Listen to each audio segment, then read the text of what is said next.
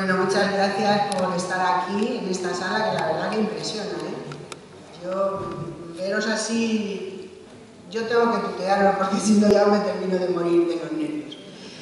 Y porque creo que somos gente cercanas y es un buen tratamiento. Pero si alguien quiere que le llame de usted, no hay problema.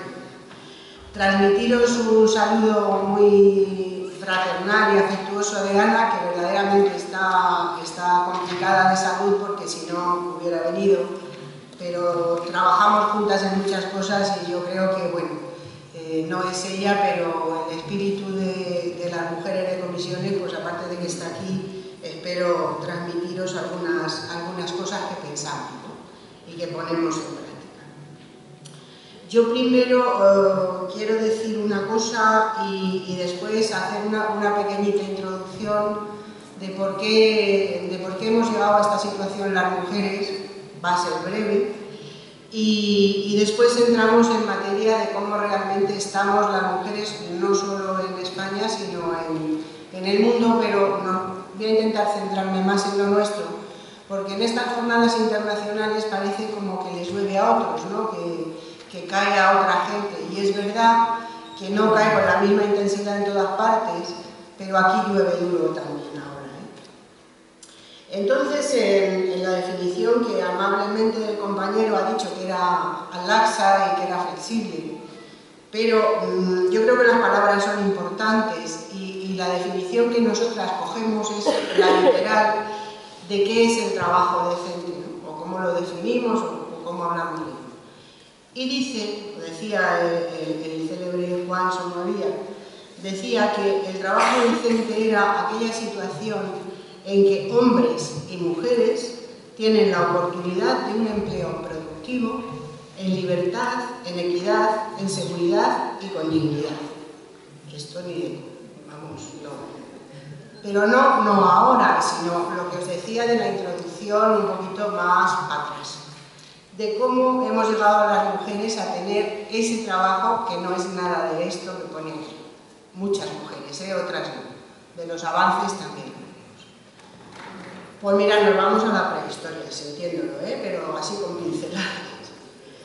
Ya como nos han contado la historia en los libros de textos que hay aquí, además es un marco bueno para decir esto. Nos han contado la historia de una manera que no es, ¿no? Y si nos vamos a la Biblia ya no os quiero ni contar. Pero la versión que nos daban de hombres y mujeres en esa prehistoria era que la mujer se quedaba en la cueva, allí tranquilamente, calentita, esperando a que viniera su Manolo con el mamut ya cortadito y tal, y además en época de glaciación congelado para tener mucho tiempo. Bueno, esto, claro, cuando tú vas viendo un poco dices, esto no puede ser así. Dice, primero, porque en la prehistoria las condiciones de caza serían horrorosas, porque esos hombres o esos homínidos todavía no tenían capacidad como para cazar aquello, y además muchos no volvían, es decir, que muchos se quedaban en que recogían carroña y podían llevarla hasta que aprendieron a cazar en grupo, o morían helados o morían de inanición o lo que fuera, ¿no? Pero las mujeres sí que estaban allí en la cueva, pero estaban comiendo insectos, comiendo raíces, alimentando el fuego, cuidando de las crías, que era muy importante entonces tener las crías, ¿no? Y además, el que la mujer, la mona, la homínida, se ponga de pie, hace que la humanidad avance. ¿Por qué os digo eso? Porque nosotras, al ponerse de pie la mona, o la homínida, o la queráis llamar, modifica todo su sistema reproductivo, modifica su pelvis, y entonces puede parir un cráneo más grande que alberga un cerebro más grande.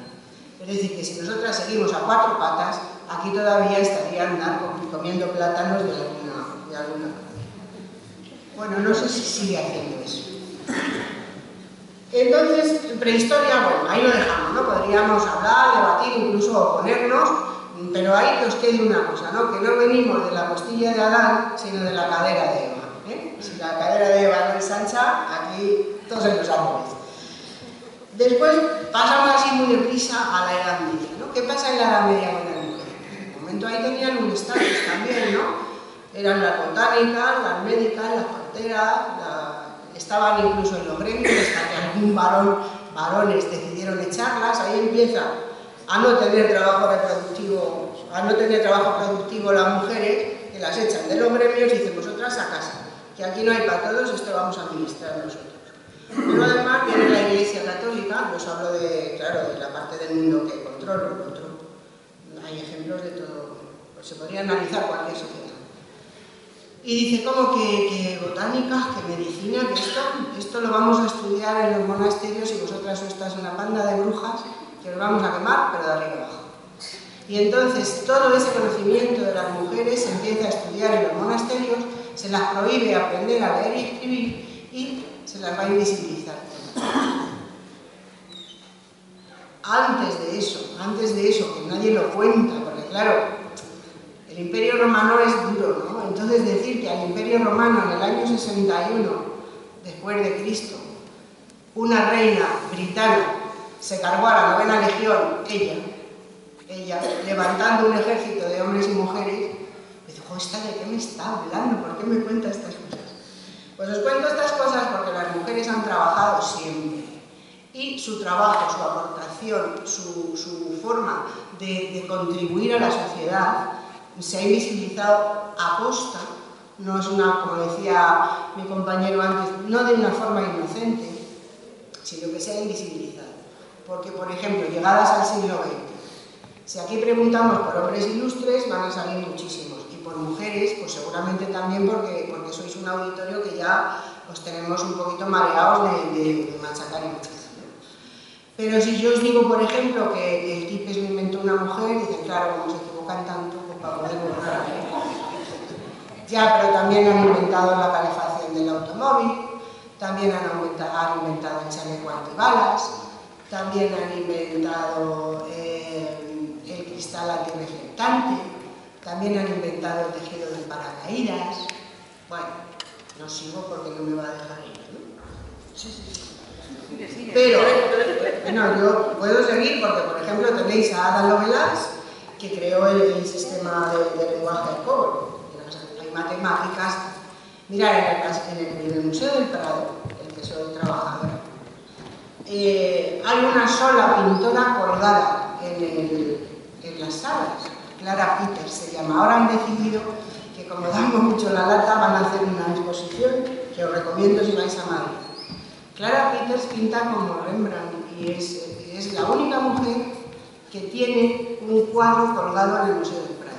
Pero es que abajo, en los fondos, hay más de 25 pintoras de todas las épocas y no están colgadas. Pero es que cuando pasan los guías por las salas, van explicando muy bien todas las anécdotas de quién era cuñado de no sé quién y por qué llevaban la bola así y tal y cual. Y dicen, bueno, y aquí, en este rincón hay una mujer que se llamaba Clara Peters y que hacía muy bien los bodegones. Coño. A ver, es que hay mujeres que si os metéis en el San Google, veréis que hay de todas las épocas y de todos los estilos. Pero es que hay arquitectas, es que hay médicas, es que hay matemáticas, es que hay de todo. No están en el currículum, no están en el currículo de los libros de texto. No estamos en la historia. Y si no estamos en la historia, ¿cómo vamos a estar en el mercado laboral? ¿Y cuál es la lucha de esas mujeres? Yo os podría decir que ya en Egipto hubo huelgas, que en Roma hubo huelgas, no es el tema de ahora y por eso no me voy a decir. Las mujeres no aceptan sumisamente estar trabajando en Plaza Rana, que hace unos años, 2, 3, no sé, y quemarse vivas para que luego Zara venda barato, porque estas cosas parece que dicen, oh, ya han matado a no sé cuántos, y las 1000 y pico que murieron quemadas allí, y las que murieron quemadas ya el 8 de marzo, que estaban haciendo una huelga, aquellas mujeres, y las sufragistas, y nuestras mujeres de la guerra, y nuestras mujeres de los partidos políticos, ¿dónde están? Las de la guerra. Nadie visibiliza la lucha de las mujeres. Bueno, nadie, no nosotras, que ya tenemos ahí un bagaje y podemos dar charlas hasta el infinito. Pero como vamos a lo del trabajo, vamos a eso. Mira, la definición dice, trabajo productivo. A nosotras se nos ha negado el trabajo productivo en todos los planetas, digo yo, ojalá. En todos los países, pero también en España. En España hasta los años 60 no entramos al mercado laboral con fuerza, aunque hubiéramos estado trabajando en ese trabajo informal, en ese trabajo no remunerado que le sirve al capitalismo para mantener un sistema de dominio del hombre y de la mujer, porque su sistema es muy pérfido, es muy pérfido. Dice, vosotras mujeres aquí, en la casa, tirando de la flor, sin sueldo, por supuesto, sin condiciones, sin convenio, porque no lo hagas con el marido, y a veces es difícil eso, Es difícil porque a los 40 dicen, quiero vivir mi vida, eso quiere decir que se van a ir con una más joven. Entonces tú te has quedado ahí con los niños, con la casa, ahora con la hipoteca, ahora se quedan con la hipoteca.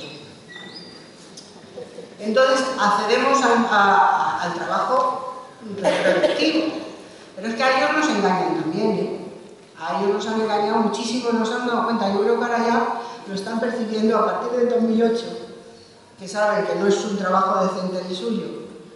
Pues resulta que a ellos también los han engañado, porque les dicen, vosotros sois el macho sustentador, vosotros sois la persona principal del hogar, y sois los que tenéis que abastecer la casa y cuidar de que no les falte nada, y llevarlos de vacaciones a Torremolinos ya no, porque eso se ha puesto muy caro. Una casita en la sierra para todo el año, el judo del niño, la gimnasia técnica de la niña, y tú la rebajas, Mari. Entonces él tiene que tener ese salario y ese empleo, siempre. Cuando ese hombre, ese varón, pierde ese empleo y ese trabajo, ¿qué pasa? Porque además suelen o no poder entrar, porque la juventud está castigadísima ahora con el empleo, hombres y mujeres en la edad más joven están muy mal. Pero ese hombre de 45, 59 años, que se queda ahora sin empleo, ¿qué hacemos con esa persona? Que le hemos dicho que es el sustentador de la casa, que es el que tiene que abastecernos de todo, y además que esa mujer se ha ido del mercado laboral para criar los niños o ni siquiera ha entrado, porque de las inactivas el 75% están casadas. En todos esos datos que luego os aburriré un minuto con datos. Pues entonces pasa que ese hombre entra en depresión profunda, porque además en la casa no tiene tampoco el espacio, porque su pareja dice, no, esto no era mío, no era yo la que tal, no era yo la que cual, pues oye, vete a ver si hay alguna obra por ahí, no me marees. Con lo cual destruyen al hombre, destruyen a la mujer y destruyen la capacidad de rebelarse, porque las personas paradas, es un drama que tendremos que abordar en el sindicato en algún momento. Hay gente que ya no es empleable y no podemos hacer solamente negociar medidas que palíen una situación que va a ser eterna, porque un hombre con 55 años es una persona joven hoy, y una mujer con 55 años también, aunque se empeñen en que no, también, aunque tenga que ser delgada, rubia, medir un 80 y ver salvable todas las demás. No ese es el tipo de mujer que propone el sindicato, y estamos mucho más espabiladas de lo que creo. Por lo tanto, luego vamos a ver, ¿y qué pasa? ¿Cómo se traduce eso en el empleo de las mujeres? Pues mirad, en que la desigualdad está en el acceso, en la permanencia y en la salida del mercado laboral, para salirnos ya de lo social, ¿no? Para acceder al empleo, las mujeres tienen más dificultad. Eso está en todos los datos. Seguro que en Castilla-La Mancha no se diferencia mucho del resto del país. Entran menos al mercado laboral. Primero, cuando empezó la crisis, nos decían que, bueno, es que ya no estábamos tan mal las mujeres, porque es que ya la tasa de paro era parecida. Hombre, pero parecida porque ellos están peor, no porque nosotras hayamos mejorado. Entonces, nosotras no queremos que los hombres empeoren, nosotras no queremos que los hombres ganen menos. Nosotras queremos que todo el mundo tenga un trabajo decente, con un salario digno que le permita vivir en libertad, en equidad y en dignidad y en corresponsabilidad. Entonces, luego decían, pero claro que los más perjudicados son la construcción y la industria. ¿A vosotras? No, claro, si no nos habéis dejado entrar. Si nosotras en industria y en construcción no estamos representadas, y las que hay representadas en industria y en construcción son de las que más ganan, porque son ingenieras, son delineantes, son arquitectas, y esas suben la media del salario. Entonces, decía Lola, no hay gente que... Quieren decir que no hay gente que... Sí, mirad, yo, y voy a daros ahora el dato para que no se me vaya. Mirad, 4 de cada 5 parados que hay en España son mujeres. Van al paro 622 mujeres diariamente. 7 de cada 10 que no tenían empleo anterior, cuando tienen un empleo, son mujeres. 8 de cada 10 mujeres paradas son de 44 años. Es decir, que nosotras cuando entramos al mercado laboral, si tenemos suerte de ser jóvenes y entrar al mercado laboral, el empresariado crea una presión sobre esas mujeres muy importante también. Aparte de los roles sexuales y todo eso, que no es el tema ahora, pero esto se graba. Es que entonces lo voy a decir. Es que acaban de saltar un caso en el que a un jefe de sección del Corte Inglés, lo habréis oído, les llamaba a las chicas chochitos. Bueno, pero chaval, ¿qué te pasa en la cabeza? Bueno, pues no le ha pasado nada. La habrán regañado y le hemos puesto verde en la... ¿Tú te imaginas que yo llegue y le diga, buenos días, picha corta? Que son cosas que no son eso. O sea, diría, mira la linfómana esta, no sé qué, provocadora, tendrá la regla, no sé qué. Bueno, y no pasa nada, pero no pasa nada. Pero es que mirad los 5 estos que se han ido de fiestas violando, chicas. Oye, ¿qué pasa? Si eso no lo hacen aún. Y ya no os cuento la violencia de género, claro.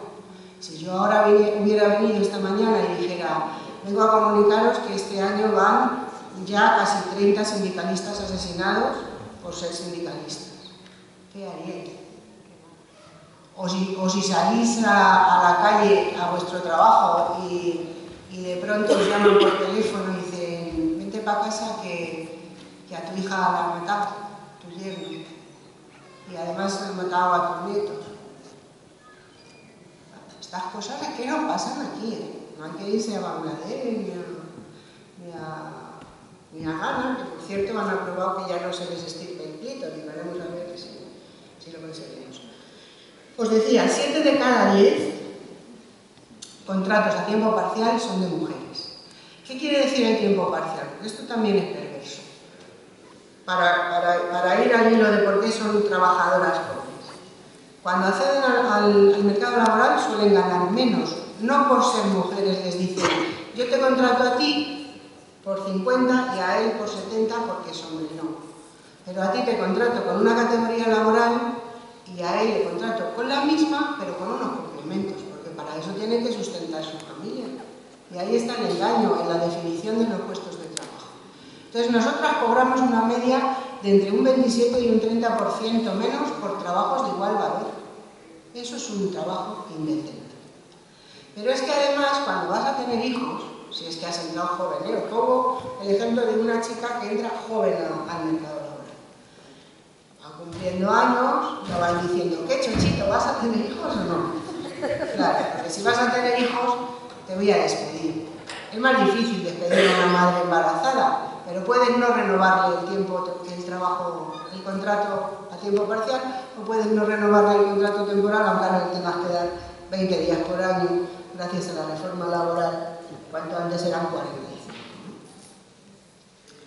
Entonces, ¿qué hace esa mujer? Si está en pareja, el marido va a ganar más porque va a tener esos complementos que le han dado aquí al compañero. Y entonces, si hay que cuidar a los niños, no hay guarderías asequibles con estos salarios. Los abuelos a veces están y a veces no, las abuelas a veces están y a veces no. Entonces se decide que uno de los dos sueldos es prescindible. ¿Cuál es el prescindible? El más bajo. ¿Cuál es el más bajo? El de ella. Entonces ella se va a cuidar a los niños. Luego se podrá incorporar a la empresa, si es una gran empresa o si es un empleo público, pero si es la peluquería no sé qué, o el taller no sé cuántos, o el bar no sé qué, no va a poder volver. Y si vuelve, volverá a lo mejor con unas condiciones bastante peores. Pero es que además, que no os engañen más a las que vayáis a tener hijos, por favor. Porque es que además esos años, que son, es muy importante criar a los hijos y a las hijas, a mí me parece de lo más bonito que he hecho, pero trabajando. Porque además, si no, negociar un convenio con el compañero para que os pague la cotización a la seguridad social de esos años que estáis trabajando para la unidad familiar.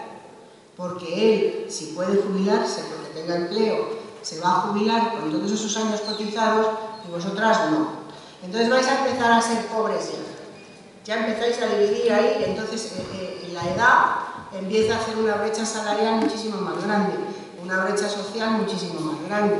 Y entonces cuando llega la jubilación, que es o la separación, porque aquí no nos queremos para toda la vida, y depende del trabajo que tenga él también, podrá aportar o no podrá, o estará en paro ya. Por lo tanto, no soltéis el trabajo como si fuera el clavo ardiendo. Entonces,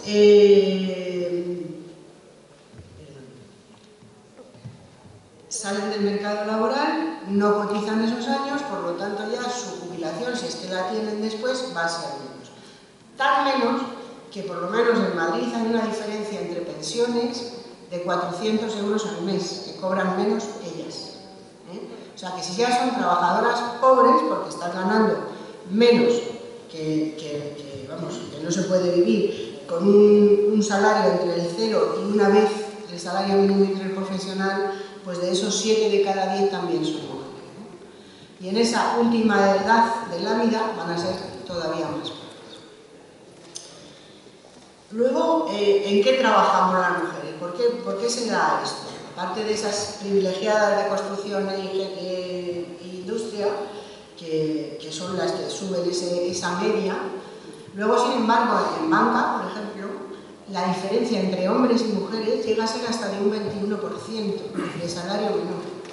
Esto yo cuando me lo dijo la compañera de Confía, me quedé muy impresionada, porque es que es verdad, porque ahí a ellos les exigen dedicación exclusiva, viajar, estar pendientes, reuniones, y claro, ellas no pueden hacerlo. ¿Por qué? Porque están con su estupenda doble jornada cuidando la casa sin ningún tipo de corresponsabilidad añadida.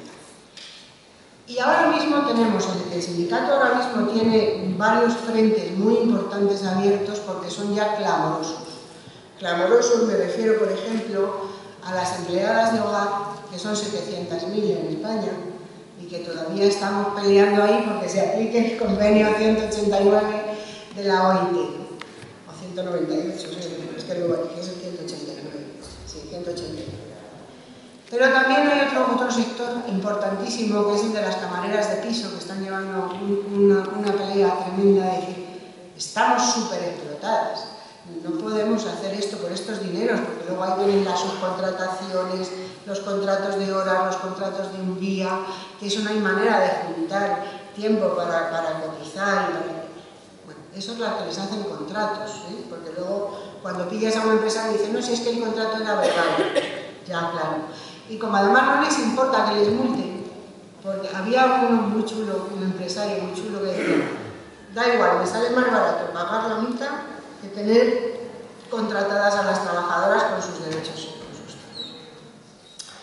Esas mujeres hay que apoyarlas, las de ayuda a domicilio, que son sectores de población que están debajo de la franja de ese trabajo que estamos hablando hoy, de ese trabajo decente. Y después, ¿qué hacemos con esto? ¿Qué propuestas tiene el sindicato? Pues mirad, en el caso de las mujeres, pues tenemos todas las propuestas que tiene el sindicato, pues acabar con la reforma laboral del 2010 y de la del 2012, defender la negociación colectiva, tener medidas para que se aplique la legislación que hay de igualdad. Sabéis que tenemos una ley de igualdad, que bueno, no es perfecta, pero está bastante bien, nos ha permitido avanzar en muchas cosas. Pero claro, son las grandes empresas, en las pequeñas es más difícil. Pero nosotras lo que proponemos es, primero, sensibilización de hombres y mujeres de que esto es un problema global y de que ya no, el capitalismo es tan salvaje, es tan avaricioso, que ya no le importan tampoco los hombres, ya tienen a muchos, ya ya tienen, fíjate que antes decía, esta mañana decía el secretario general, esto es muy antiguo. Fijaros si es antiguo que vuelve a venir eso del ejército de reserva. Eso es cuando yo era pequeña, a los 15 años, que me reunía con el PC ahí a estudiar mucho y tal, ya decían, el ejército de reserva. Joder, pues tenemos ejército de reserva, ¿eh? Y además la mejor gente se tiene que marchar, la más preparada académicamente, que no, eso no es que sea la panacea, ¿no? Hay mucha gente muy lista que no es universitaria. Yo soy lista y universitaria. Y además de comisiones obreras. Entonces, ¿qué les decimos nosotros a las mujeres? Que entren al trabajo formal, que no se dejen comer la cabeza con eso del cuidado, que si quieren hacer trabajos de cuidado, que hagan un convenio con sus compañeros, que las paguen o de la unidad familiar salga su cotización a la seguridad social de esos años. Esto no lo ha dicho Tojo todavía, pero estoy convencida de que llegará a decirlo. Yo insistiré para que lo digan. El que venga. Que os permitan tener vuestra edad de primer parto cuando os dé la gana, porque además de trabajadoras pobres nos estamos convirtiendo en abuelas madres, que empiezan a tener los hijos a los 35 y hasta los 40 años, que no pueden tener un proyecto de vida independiente, ni ellos ni ellas, ¿eh? Pero ellas son las que desde la cueva crían a la prole, las que llevan el depósito del alimento puesto, en fin, muchas ventajas que tenemos. Entonces, trabajo remunerado. Puede ser trabajo autónomo, podéis ser emprendedores, emprendedoras, lo que queráis. Pero como no tenemos los medios de producción nosotros y nosotras, pues vayamos a un trabajo asalariado o a un trabajo decente. No os dejéis comer la cabeza con eso de hazte vendedora de abono, no sé qué, que desde tu casa, que tal. Ah, qué mentira todo, de verdad. Que no os van a dejar ni entrar y que a las amigas cuando les cuenten 2 veces los del súper ya no van a la tercera, ya no caben en los pisos que tenemos ahora más cachados. Y sobre todo, que se organicen en sindicatos, a ser posible en comisiones obreras, porque es el mejor, es el primero, es el mejor. Pero además es que el estar organizada en un sindicato te da un valor que no te da otra cosa. Mirad, hay unas mujeres africanas que utilizan una frase que se llama Ubuntu, se saludan diciendo Ubuntu. ¿Y qué quiere decir Ubuntu? Pues quiere decir, yo soy porque vosotras y vosotros sois. Vosotras sois porque yo soy. Por lo tanto, el capitalista tiene, y el empresario, y el banquero, y esas entidades financieras que ni conocemos, que además que se llevan tan bien, oye, que se llevan tan bien, ellos están unidos, son menos, pero nosotras y nosotros tenemos algo que es muy importante para ellos, que es la fuerza del trabajo. Pero esa fuerza del trabajo, sin poder sindical, sirve para poco. Y estamos viendo ahora, por ejemplo, que analizamos el mercado español laboral, que está aprendiendo muchísimo. De China, que fíjate tú dónde ha ido a parar la China. Madre mía, si levantara Mao la cabeza, se volvía a morir del susto. De China y de otros países que utilizan a las personas como mercancía, da igual. Ven aquí que por la comida y la cama te voy a dar. Entonces, hay que organizarse, hay que echar abajo la reforma laboral, hay que tener orgullo de clase otra vez, aunque estemos en el desempleo, pero orgullo de clase, porque juntas y juntos somos el Ubuntu. Y para terminar, salvo que ahora queráis que hablemos sobre la acción internacional, que también es un eje del sindicato y tal, había una mujer muy importante para mí y para creo que mucha gente, Virginia Woolf, que decía, no habrá cerradura ni cerrojo que puedas imponer a la libertad de mi mente. Pero también había un hombre más antiguo y más retorcido, que era San Pablo, que decía, la mujer es la causa de toda la maldad del mundo. Es la que provoca a su marido para que peque. Debe de estar en casa, guardada, sin hablar en las asambleas. Dice, porque además es la culpable de la crucifixión de Cristo. ¿Y sabéis lo que le dije yo en la Puerta del Sol a San Pablo, citándole así? Dije, pues va a ser como San Pablo, va a ser.